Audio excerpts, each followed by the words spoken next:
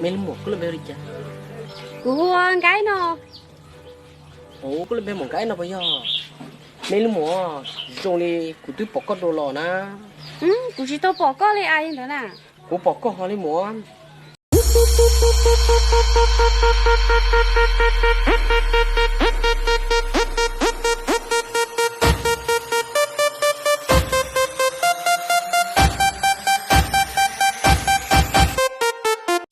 cô bây giờ cô đang làm nghề gì? Dạ ngày trước thì em làm lông, bây giờ em làm leo. Làm gì cô? Ngày trước em làm lông. Làm lông là làm ruộng ấy. Khổ. Xin lỗi.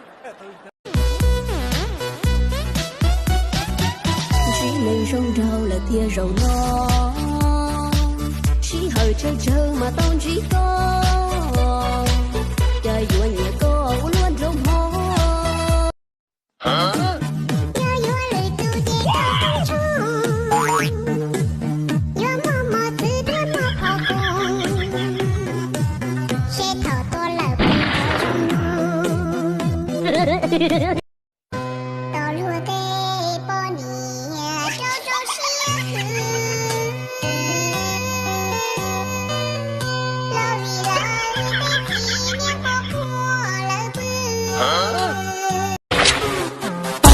把路撒，我努我背呀呀，我努背好莫扎达，我的背木给亲家。把你跳把路，我努背是谁呀呀，我的背木给亲家，宝宝。